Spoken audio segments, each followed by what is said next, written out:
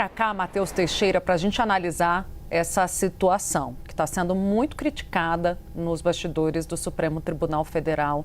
A gente já falava anteriormente de um incômodo de boa parte dos ministros com a decisão em si. Mais uma vez, não com o conteúdo, com a possibilidade de existir um crime, mas como a forma se deu para que esse crime fosse investigado. Como tudo aconteceu, inclusive sem a anuência, sem a consulta prévia dos outros ministros, o que é de praxe antes de uma decisão monocrática. O presidente da Unafisco falou com alguns veículos de imprensa e, na condição de representante desses servidores, alvo da investigação, defendeu os servidores e a própria instituição, a Receita Federal. O que você tem ouvido sobre esse assunto, Matheus? E o que representa uma decisão como essa, tão cedo, tão logo o presidente da Receita decide defender a instituição? Ali está obviamente saindo em defesa, contrariamente à decisão do ministro Alexandre de Moraes, mas apenas pontuando o que ele considera certo ou errado, como acontece numa democracia.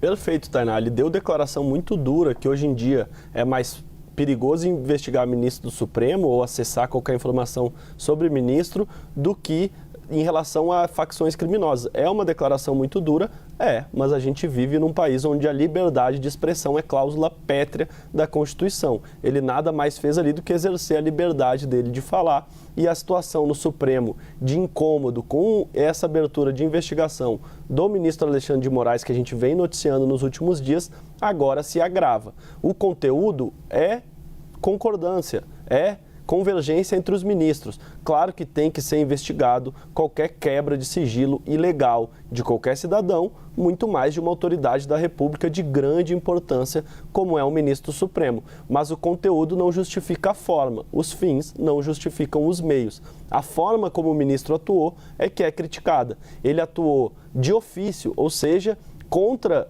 o que diz a Constituição de que o Judiciário só pode agir quando for provocado, quando a Procuradoria-Geral da República ou quando a Polícia Federal identificarem algum erro e falam justamente isso para a Justiça. Nós precisamos investigar e a Justiça, portanto, não toma uma iniciativa. A Justiça espera, ela é provocada. Nesse caso, não aconteceu exatamente o mesmo. Ele agiu de ofício dentro do inquérito das fake news, que também foi aberto de ofício. Ocorre que o Supremo validou a abertura do inquérito das fake news de ofício lá em 2020, num contexto excepcional. Os ministros, inclusive, deixaram isso bem claro no plenário do dia do julgamento em 2020.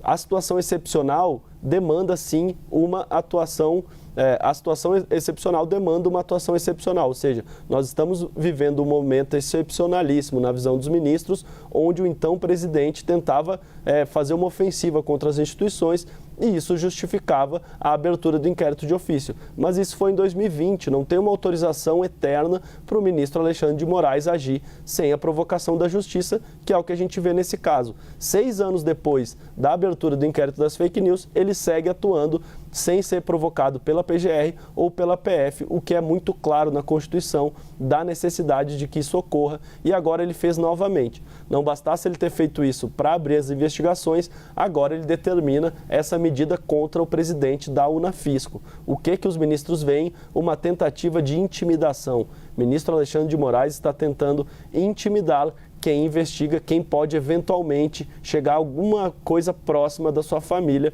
e da atuação do STF. É um precedente muito perigoso, Tainá.